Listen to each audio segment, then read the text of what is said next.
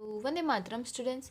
आज हम लर्न करेंगे chapter number 4, all states of political system in India. अभी इंडिया की जो पॉलिटिकल सिस्टम थी पहले के ज़माने में, उस ज़माने में कुछ पुराने राज्य थे, उसके बारे में लर्न करेंगे। हमने अभी तक हिस्ट्री के पोर्शन में जो प्रिमाइटिव मैन है वो सेटल हुआ तब तक हमने लर्न किया, और सेटल होने के बाद लास्ट चैप्टर में हमने हमारी सिंधु खिन की संस्कृति के बारे में लर्न किया, और अभी उनके शासन के बारे में देख लें कि वहाँ पे राजकाज का काम, पॉलिटिकल एक्टिविटी कैसे होती थी। Okay, we get information about the political system and institution from Vedas, epics, Buddhist text. In the Rig Veda period of Vedic period, the form statehood was similar to that of Kabila rule.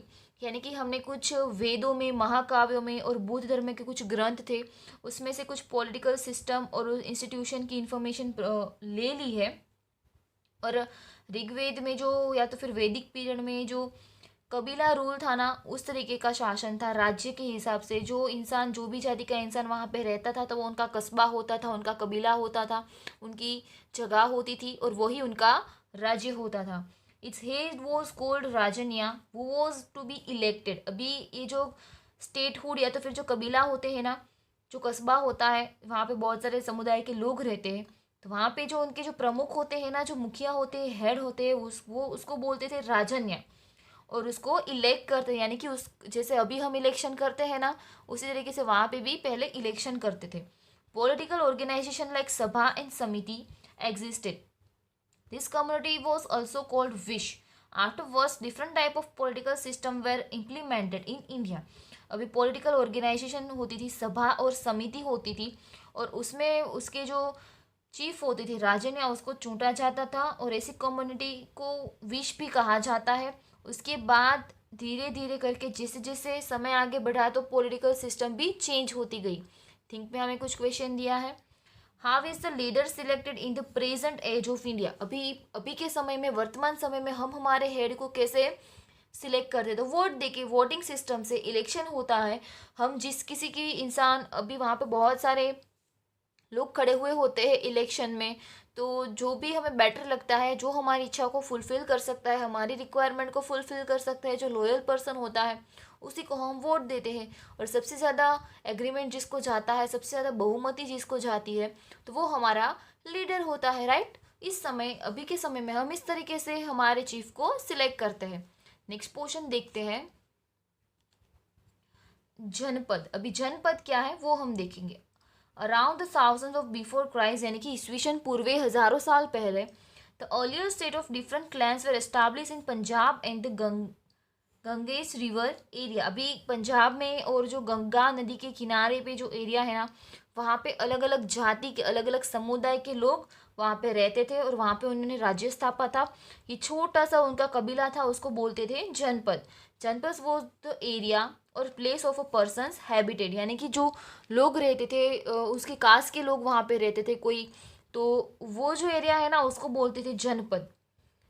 The word जनपद it use in the sense of state. Okay, अभी जैसे हम राज्य बोलते हैं ना, तो वो राज्य, जनपद जो वर्ड है ना, वो राज्य, अभी हम राज्य बोलते हैं, उस समय वो जनपद बोलते थे। Janapada was a state system that was very unique from the clan society of Rigvedic age. It includes a state of different groups like Kuru and Panchal. अभी अलग अलग जाति के लोग होते थे, वो अपना खुद का राज्य बना के वहाँ पे रहते थे, और ये ऐसी इंफॉर्मेशन हमें ऋग्वेदिक एज में मिली है। ऋग्वेद का जो समय था उसमें से इंफॉर्मेशन मिली है। अभी हम लर्न करेंगे महाजनपद। महाजनपद यानी कि जो बड़ा जनपद है, यानी कि वो छोटा से समुदाय का राज्य महाजनपद है, उसके बारे में लर्न करते हैं।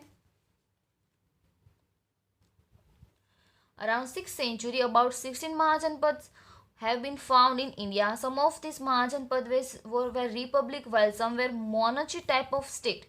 These Mahajanpadas are outlined in the following table. अभी महाजनपद यानी कि जो जनपद होते हैं ना, जो छोटे छोटे राज्य होते हैं, ऐसा उसका बड़ा फॉर्मेशन, उसको बोलते हैं महाजनपद। उसमें से कुछ जो थे वो रिपब्लिक थे, यानी कि स्वतंत्र थे, वहाँ पे प्रजाओं का शासन का चलता था। और वहाँ पे दूसरा जो था मोनर्ची टाइप ऑफ स्टेट। मोनर्ची यानी कि सरमुख हथियारशाही, जैसे वहाँ पे प्रजा का शासन नहीं चलता है, वहाँ पे एक राजा होता है जो बहुत ही बहादुर होता है, और राजा का शासन होता है। राजा के जाने के बाद दूसरा राजा आता है। इस तरीके से वहाँ पे इलेक्शन सिस्टम नहीं होती है, वहाँ पे लोग स्वतंत्र नहीं होते हैं कि अपना मुखिया चुनने के बारे में, वो लोग रिपब्लिक नहीं होते हैं। अभी जो कुछ 16 महाजनपद है वो नाम हमें लर्न करने हैं। 16 महाजनपद। ओके, फर्स्ट वाला है अंगा, जो जिसका कैपिटल था चंपा, और अभी का लोकेशन क्या है, वो ईस्ट बिहार। उस समय में था अंगा, उसकी कैपिटल थी चंपा, अभी वो क्या है हमारा ईस्ट बिहार। दूसरा है वज्जी, और उसकी कैपिटल थी वैशाली, और अभी वो है हमारा नॉर्थ बिहार। तीसरा है माला, और उसकी कैपिटल थी कुशीनारा, और अभी जो एरिया है, एरिया नियर गोरखपुर यानी कि यूपी उत्तर प्रदेश में आया है। फोर्थ वन है काशी, उसकी कैपिटल थी वाराणसी, और अभी भी वो है वाराणसी उत्तर प्रदेश। फिफ्थ वाला है मगध, और उसकी कैपिटल है गिरिव्रज अदरवाइज, और राजगिरी, गिरिव्रज और राजगिरी, और अभी वो है साउथ बिहार। सिक्स वाला है कौशल, उसकी कैपिटल थी सरस्वती और अयोध्या, और अभी वो है अवध यानी कि उत्तर प्रदेश में आया है। सेवंथ वाला है वत्स, और उसकी कैपिटल है कौशंबी, और वो अभी है area near Prayagraj Uttar Pradesh. Okay, next हम देखते हैं। एट वाला है चेडी, और उसकी कैपिटल है सुक्ति माती, और वो है अभी का सेंट्रल इंडिया की area, the region between Yamuna and Narmada, Yamuna and Narmada के बीच वाला जो विस्तार है वो। नाइन्थ वाला है पांचाल, उसकी कैपिटल थी अहिछात्रा एंड चांपिलिया, और वो है बादियू एरिया नियर बरेली, उत्तर प्रदेश में जो बरेली है वहाँ का जो एरिया है बादियू वो। टेंथ वाला है सुरसेन, और वहाँ की कैपिटल थी मथुरा, और अभी भी वो है उत्तर प्रदेश में मथुरा, रीजन नियर मथुरा, मथुरा के नज़दीक का विस्तार। 11th वाला है कुरु, उसकी जो कैपिटल थी वो है इंद्रप्रस्थ, और वो एरिया है अभी के समय में region near Delhi and Meerut. Next है अस्माका, उसकी कैपिटल थी पौंडनिया, और वहाँ पे जो करंट लोकेशन है वो on the bank of Godavari river, Godavari नदी के किनारे। ये हमने देखा, यहाँ पे जो नेम दिए हैं ना वो उस समय के महाजनपद थे। महाजनपद यानी कि बहुत बड़ा राज्य, और महाजनपद में एक कैपिटल होती थी। ये प्रिमेटिव अर्ली स्टेट थे, और अभी कौन सा स्टेट है वो हमने देखा। ये पास्ट वाला देखा, ये प्रेजेंट वाला देखा। ओके, नेक्स्ट वाला है 13 वन इज अवंती, और उसकी कैपिटल है उज्जैनी, और रीजन ऑफ मालवा, मालवा के नज़दीक वाला एरिया है। फोर्थ वाला है मत्स्य, उसकी कैपिटल थी विराटनगर, और वो अभी है राजस्थान के जयपुर के नज़दीक वाले विस्तार में। 15 वाला है गांधार, उसकी कैपिटल थी तक्षशिला, और वो है अभी region near Peshawar and Rawalpindi, north India में पेशावर और रावलपिंडी एरिया जहाँ पे आया है वो। 16 वाला है कम्बोज, और अभी है वो उसकी कैपिटल लाजपुर, और अभी आया है वो region near south west of Kashmir. Okay, और यहाँ पे नीचे हमें मैप भी दिया है। According to the book Anguttara Nikaya written in Pali language, there were 16 Mahajanpadas in post-Vedic period. Some of the important tribes are shown in the map. यानी कि जो ये अंगुत्रा निकाय बुक है जो कि पाली भाषा, पाली लैंग्वेज में लिखी हुई है, उसमें ये 16 महाजनपदास जो पोस्ट वैदिक पीरियड में थे वो मेंशन किए गए हैं ये बुक में। उसमें से इसको मैप में डाला है। तो मैप हम देखते हैं, नॉर्थ इंडिया से शुरू करते हैं। यहाँ पे नीचे पहले तो साइन दी है कि ये जो है ना पिंक वाला राउंड वो हमें देखना है, वो है एनसाइन सिटी, और जहाँ जहाँ पे ये एनसाइन सिटी है ना वहाँ पे पहले महाजनपद हुआ करते थे। ये रहा पेशावर, तक्षशिला, इसके बाद कुरुक्षेत्र, इंद्रप्रस्थ, सुरसेन। ओके, यहाँ पे है सरस्वती, विदेह, इसके बाद है काशी, अयोध्या, कौशुंबी, वत्सा, मगध, फिर यहाँ पे पाटलिपुत्र, अंग, चंपा, यहाँ पे है नर्मदा, उज्जैनी, नीचे है प्रतिशान, ताम्रपाली थी।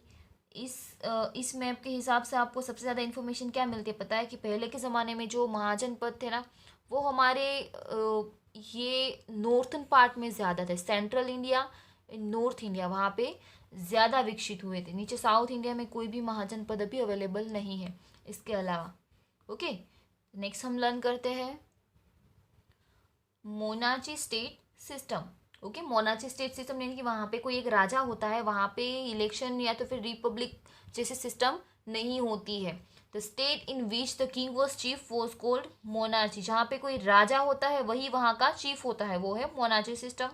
Among the Mahajanapadas of this time there was competition of power which mainly consisted of 4 powerful state, Magadha, Kosala, Vatsa and Avanti, in which Magadha eventually become a famous powerful state. अभी मोनार्ची सिस्टम जहाँ पे जो राजाओं का शासन होता है ना, तो वहाँ पे ऑलवेज कंपटीशन होती है उनके पड़ोसी राज्यों के साथ, दूसरे उनके राइवल राज्यों के साथ, कि भाई कौन सबसे ज़्यादा महान है, कौन सबसे ज़्यादा ताकतवर है, कहाँ पे सबसे ज़्यादा प्रॉस्पेरिटी है, समृद्धि है। तो उस समय जो 4 महाजनपद थे ना, वो बहुत ही स्ट्रांग थे, मगध, कौशल, वत्स एंड अवंती। और इन चारों में से जो मगध था ना, वो बहुत ही पावरफुल स्टेट था। तो उसमें से हम मगध के बारे में अभी लर्न करेंगे। पहला है Magadha. At the time of Buddha in monarchy state system Magadha become powerful Mahajanapada, 3 powerful dynasties rule over the Magadha. अभी जो बौद्ध धर्म, बुद्ध भगवान का जो समय था ना, उस समय में मगध बहुत ही पावरफुल राज्य था और वहाँ पे 3 वंशों ने शासन किया। हरियाणा का डायनेस्टी, हरियाणा का वंश है। Bimbisara was founder of this dynasty. अभी इस डायनेस्टी का जो फाउंडर कौन था? बिम्बिसार, अदरवाइज बिंदुसार भी इसका नाम हो सकता है, बिम्बिसार। हेडक्वार्टर यानी कि वहाँ कैपिटल है मगध की, वो थी। Headquarter of Magadha was Rajgiri, otherwise Girivraja, which was situated in the banks of Ganga and Son river. Ganga river और जो सोन रिवर है वहाँ पे मगध की जो कैपिटल है राजगिरी, अदरवाइज गिरिव्रज, वो आई हुई है। After him his son Ajatashatru came to the power and made Pataliputra, otherwise Patna, his capital. उसके बाद उसका सन वहाँ पे गादी पे आया जिसका नाम था अजत शत्रु, और उसने कैपिटल बनाया पाटलिपुत्र को, यानी कि पटना, प्रेजेंट हुए पटना।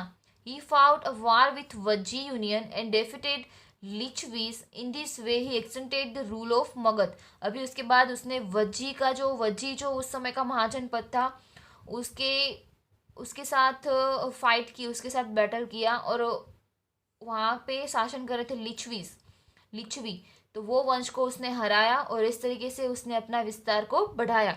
अभी जो हरियाणा का डायनेस्टी, उसके बाद आएगा नाग डायनेस्टीज, नाग वंश के राजा।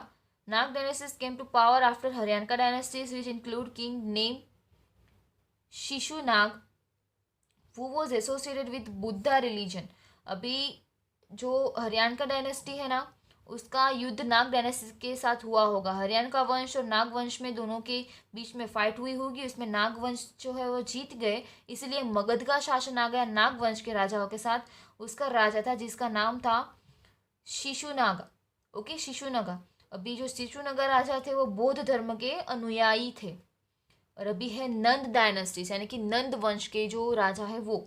नंद dynasty establish by Mahapadmananda. Mahapadmanand was most powerful. Mahapadmanand is considered to be the first Indian emperor. During his time, Magad had become the most powerful state in India. At the time of Alexander's invasion of India, Magad was ruled by king named Dhananand of Nanda dynasty. तो ये जो नंद dynasty है, ये हरियाणा का dynasty के बारे में learn किया, नाग डायनेस्टी के बारे में लर्न किया। उसमें से जो नंद वंश है ना, वो बहुत ही पावरफुल था। और उस समय नंद वंश में किसका शासन था? महापद्मानंद का शासन था, जो कि बहुत ही पावरफुल थे। और वो हमारे पहले भारतीय शासक थे, हिंदू शासक थे। During his time Magadh had become the most powerful state of India. और उनके समय में ना मगध इंडिया का सबसे बहुत बड़ा स्टेट बना था। At the time of Alexander's invention of India, Magadha was ruled by king name of Dhanananda of Nanda dynasty. अभी महापद्मानंद के बाद गादी पे कौन आए होंगे? धननंद। और एलेक्जेंडर्स का इन्वेंशन जब इंडिया के ऊपर चल रहा था, तो उस समय नंद वंश के धननंद राजा थे, वो मगध के ऊपर शासन कर रहे थे। यानी कि अभी ये 3 राजाओं में, 3 वंश में सबसे इंपॉर्टेंट वंश कौन सा है? नंद वंश, क्योंकि उन्होंने बहुत लंबे समय तक शासन किया। अभी हम रन करेंगे रिपब्लिक।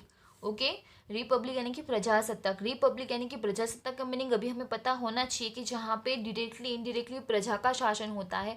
प्रजा अपनी इच्छा के अनुसार अपने राजा को चुनती है, अपने शासक को चुनती है, और वो प्रजा की इच्छाओं को पूरी करता है, जनता के लिए शासन करता है। रिपब्लिक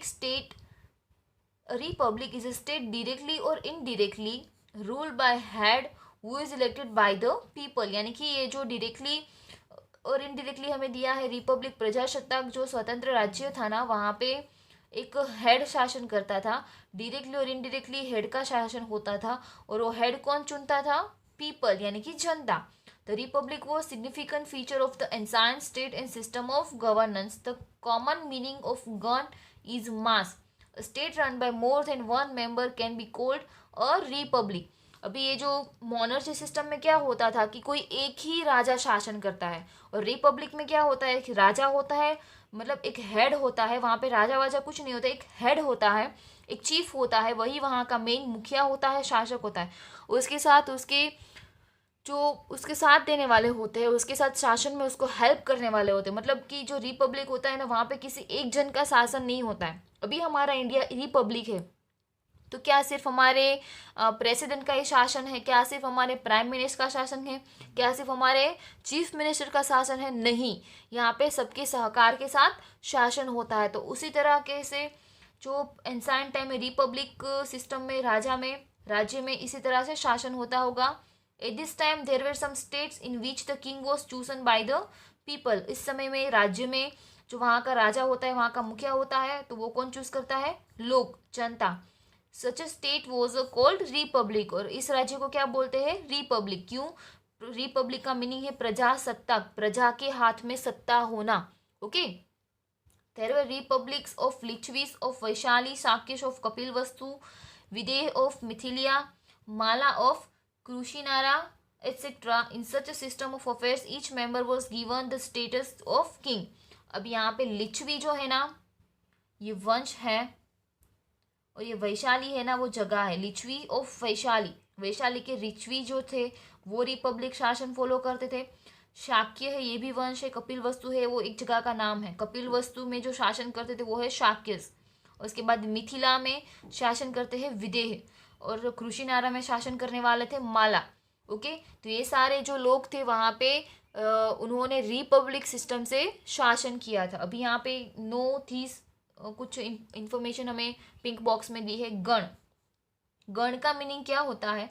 गण was a word use for a group of many members. गण मीन्स ऑर्गेनाइजेशन ऑफ और ग्रुप। अभी जो गण होता है ना, उसका मीनिंग होता है कि बहुत सारे लोगों का समूह, यानी कि एक ऑर्गेनाइजेशन, अदरवाइज एक ग्रुप। और संघ, संघ का मीनिंग हो सकता है, संघ मीन्स ऑर्गेनाइजेशन और असेंबली, एक सभा या तो फिर एक व्यवस्था तंत्र जो कि पूरी व्यवस्था करता है।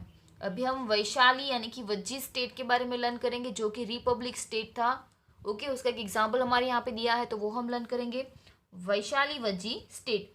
Monarchy wish to increase their power and empire by occupying the surrounding territories. अभी ऊपर हमने मोनार्ची स्टेट के बारे में लर्न किया, तो वहाँ पे सिर्फ सबके पावर्स के लिए वो लोग सत्ता करते थे, शासन करते थे। तो वो ऐसा चाहते थे कि अपनी पावर से अपने आजू बाजू के सारे जो विस्तार थे ना, उसको वो एक्यूपाई कर ले, यानी कि उसको वो जीत ले, उसको वो पा ले।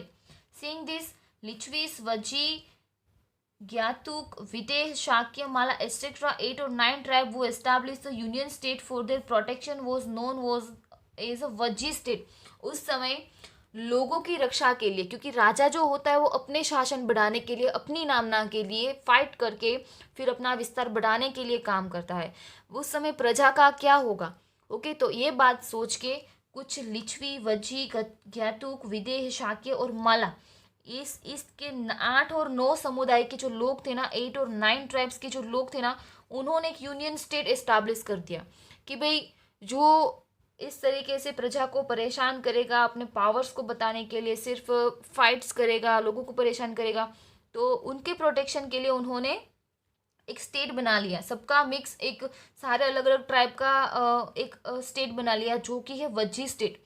Vaishali the capital of Lichchhavi was the main centre of union state. अभी ये जो यूनियन स्टेट था ना, वो वैशाली, लिच्छवी का जो कैपिटल था वैशाली, तो वहाँ का कैपिटल था वो एक यूनियन स्टेट था। Thus it was named Republic of Vaishali, और इस तरीके से उसका नाम रिपब्लिक ऑफ वैशाली हुआ। The state administration of the republic was govern by the sabha, because of which it was called the republic. अभी वहाँ पे वहाँ का शासन कौन चलाता था? एक सभा। सभा में बहुत सारे लोग होते हैं, like committee. Okay, committee members होते हैं। जो बड़ी सोसाइटी होती है उसमें कमिटी मेंबर्स होते हैं, जो वो बड़ी ऑर्गेनाइजेशन होती है उसमें कमिटी होती है, और वहाँ पे कमिटी शासन करती है। क्योंकि वो एक रिपब्लिक स्टेट था इसलिए वहाँ पे सभा के द्वारा शासन होता था। The Republic all powers of house rested in the hands of the members. All the members sat in Sabha and all affairs were passes in the house by vote or unanimity. The place where meeting was held was called sanctum. अभी इस समय क्या होता था कि शासन जब होता था ना तो सब लोग एक सभागृह में सभा करते थे, और सारे जो प्रॉब्लम्स होते हैं ना वो अनएनिमिटी यानी कि और वोट दे के या तो फिर अपने हिसाब से अपने अपने राय दे के उसको सोल्व करते थे। The place where meeting was held was called sanctum. Sanctum यानी कि एक सभागृह या तो फिर गर्भगृह कहा जाता था उसको, जहाँ पे सारे बैठ के डिसाइड करते हैं कि कोई भी प्रॉब्लम का सॉल्यूशन क्या होगा, आगे शासन कैसा होगा, किस तरीके से सब एडमिनिस्ट्रेशन करेंगे। Okay, the elderly as well as youth were selected as the member of the state assembly. अभी जैसे जैसे समय गया तो वहाँ पे जो यूथ यानी कि जो जवान होते थे ना उसको भी ये जो स्टेट असेंबली के मेंबर बनाया जाता था। The republicans elected the president for state administration who was chosen by election. In the republic each member was considered as the king. Okay, जो रिपब्लिक होता है ना, जो जहाँ पे रिपब्लिक सत्ता होता है तो उसमें सारे लोग राजा होते हैं, क्योंकि सबकी राय वहाँ पे ली जाती है, सबका ओपिनियन वहाँ पे लिया जाता है, और इसी तरह से एडमिनिस्ट्रेशन किया जाता है। Republics had their own council in which many important issues like administration, defence, war, treaty etcetera were discuss and then decided. अभी रिपब्लिक्स होता है ना तो वहाँ पे खुद की उनकी काउंसिल होती है, खुद की मीटिंग्स होती है, और उस समय में वो एडमिनिस्ट्रेशन का है, डिफेंस का है, वॉर है, ट्रीटी है, तो आदेश है किसी को देने होते हैं, कुछ डिफेंस यानी कि शांति बनाए रखे, एडमिनिस्ट्रेशन कैसे करना है, किसी के साथ वॉर बैटल करना है तो उससे प्रोटेक्शन कैसे लेना है, प्रजा को कैसे हैप्पी रखना है, प्रोटेक्ट रखना है, तो ये सारे इश्यूज वहाँ पे डिसाइड होते थे, डिस्कस होते थे, उसके बाद उसका डिसीजन लिया जाता था।